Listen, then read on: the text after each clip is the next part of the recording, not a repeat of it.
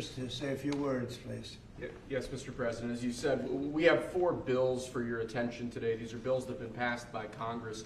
In the closing days of the Biden administration, they pushed through a large number of rules and regulations that really hurt ordinary Americans, including in their own homes. So the first of these is HJR 20. This is a bill that repeals Biden-era regulations relating to consumer water heaters, consumer gas-fired water heaters. Who was in charge of this one? This is Gary and myself, sir. Gary Palmer sponsored it, but this bill specifically saves a factory in my district. 300 Georgians will continue to have their jobs as soon as you sign that. Mr. President, this rule was issued on Christmas Eve, thinking that we wouldn't be keeping up with what the Biden administration was doing, but we moved quickly to get And this this was on gas heaters. banning natural gas. Isn't that ridiculous? And how were you supposed to get your heat then? Through electric? Through electric, yeah.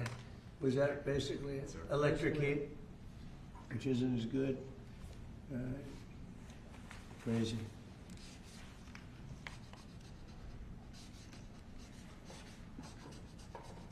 Hey, Gary, hold that up. Brian, hold that up. You guys were great. Thank you, Mr. President. No sense, just no sense.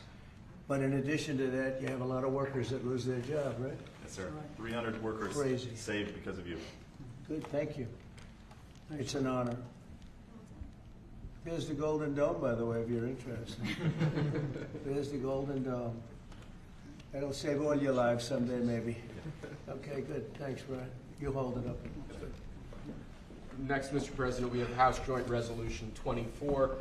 This is the same basic idea, but this relates to walk-in coolers and freezers and other refrigeration devices. Again, last-minute Biden-era regulation that hits ordinary Americans hard. And what do they do?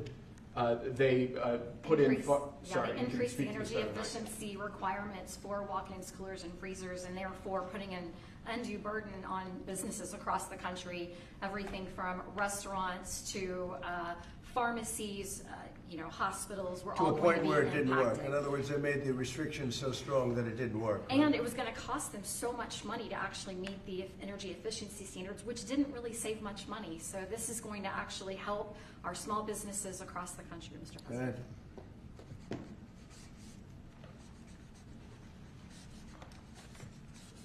Many manufacturers would have had to close stop lines, shut down entire lines of businesses. And I just want to say, rescinding these, this was done days before you took office. They pushed through these regulations.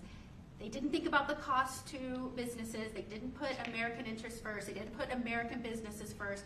I am so grateful we finally have a president who's not only walking back these insane, burdensome regulations that are ultimately going to cost us Americans and American businesses, but that you are thinking about the next generation. And as we're leading into Mother's Day, some of us are trying to parent and serve this country at the same time. Thank you for welcoming my son, who was 15, with his mother serving, watching what we're doing for him and the generations to come. You are making this country stronger for them. Thank you. Thank you very much. Good luck, right? Take care of your mom. Okay, yeah, bet. You want to hold that up too? So you can... That's a big one, isn't it, huh? Common sense. It's all about common sense, right? Okay, Will, go ahead.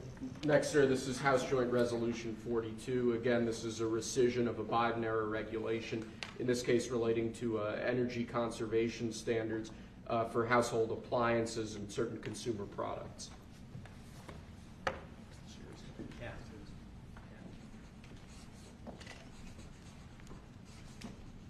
That's a good one. I know who's over there. I know who did this. Explain that, please. Sure. Look, this is helping fight inflation because the cost of the burden on appliance manufacturers is going to drive up the cost of them producing household products, which means that when you go buy a washer, dryer, any appliance, it was going to drive up the cost for consumers. It reduces consumer choice. But in the bottom line, we've been trying to fight inflation. This fights inflation. This takes the cost out of producing these products that Americans need every day. And when you add all this up, it's one regulation here, one regulation there. They always say it's de minimis, but when you add it all up, it costs a lot. to American consumers, and this is fighting back. And it's not as good. And it's not as good. Not nearly as good, not nearly as efficient, and more costly. Other than that, it's wonderful.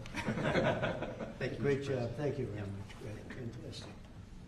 Okay. And lastly, sir, we have House Joint Resolution 75. Again, this is a rescission of a Biden-era regulation, in this case relating to energy standards for commercial refrigerators, freezers, and refrigerator freezers.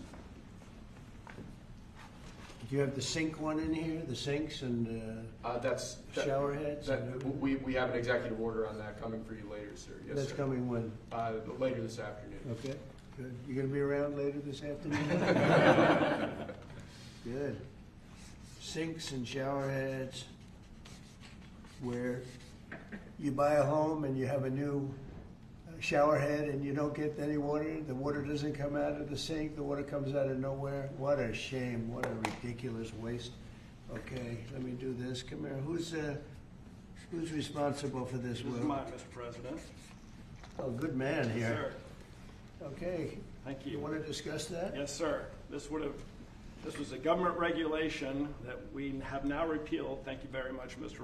President, that now saves the American taxpayer. I was getting ready to say the Texas taxpayer, them too, but the American taxpayer, because who would have ultimately paid the price on a government mandate and a government regulation? The people of America. So you just saved the American taxpayer money, so thank you very much. That's fantastic. Thank you, it's a great job. Okay, any questions? Mr. President, Mr. Mr. President, President. Caroline said today that the 10% baseline tariff on all countries is here to stay, Yeah. even after the deals are done. Does that mean that countries offering zero tariffs won't get reciprocity? You are going to always have a baseline. I mean, there could be an exception at some point. We'll see. You know, somebody does something exceptional for us. That's always possible. But basically, you have a baseline of a minimum of 10%. And some of them will be much higher, 40%, 50%, 60%, as they've been doing to us over the years.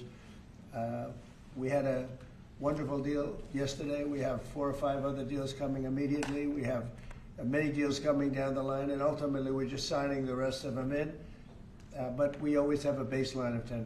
And then specifically on the possibility of an increase in taxes on wealthier Americans, what do you say to conservative Republicans who argue that this is an increase on small business owners? Well, what we're doing is we're actually, if we ever did that, it would only be, and from what I hear, people would love to do it, rich people. I would love to do it, frankly, but what we'll do is that, you know, they'll go around saying, oh, this is so terrible. Would you do it? Is you're giving up something up top in order to make people in the middle income and the lower income brackets save more. So it's really a redistribution. And I'm willing to do it if they want. I would love to be able to give people in a lower bracket a big break by giving up some of what I have. But I'll tell you, a lot of people say don't do it because of the fact that you have the Bush statement about read my lips. But he lost because of Ross Perot. He didn't lose because of that statement. And then on the salt. But I don't think they're going to be doing it. But I actually think it's good politics to do it where richer people give up. And it's a very small, it's like a point. But they give it up to benefit people on a lower income. And then on the salt tax credits, Mr. President, there are some Republicans who say, why is it that these 45 other states should be paying taxes to alleviate the tax burden of New York or It's some of only these because coastal those states? states are behind, very badly behind, and those people were affected very badly. And, you know, the sad part is oftentimes they were affected badly because you had bad management in those states, like in California with Newsom and, you know, people. So you had some bad management. But that's being worked on now, and they may do a piece one way or the other.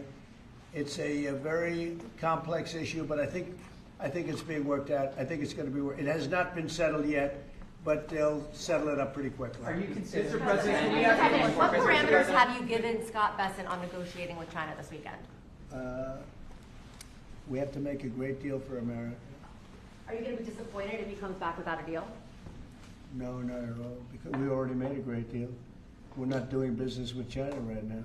You know, we lost $1 trillion last year with China, $1 trillion. So if you're not going to do business with them, you're not going to lose $1 trillion. But we lost. I want China to do great. You know, I'm very friendly with President Xi. I have great respect for him and for China, but we can't continue to allow them to do what they did. When I was president, they paid hundreds of billions of dollars in tariffs and taxes. And then Biden screwed it all up.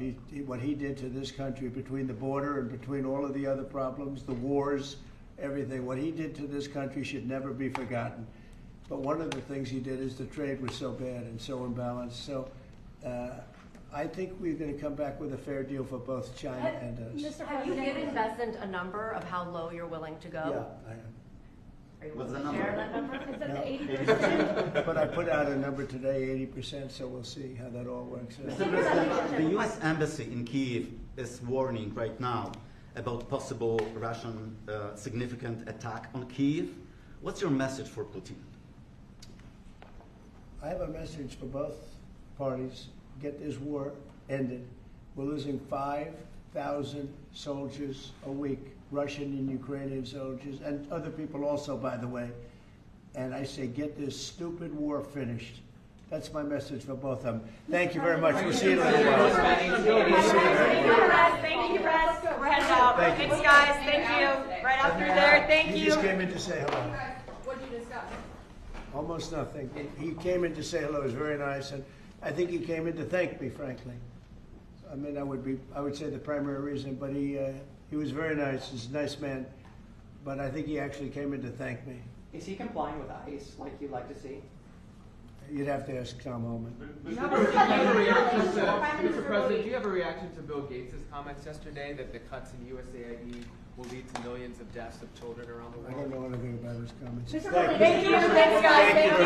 Thank you. Let's head out. Thank you all. Thanks, guys. Thank you. Let's start moving.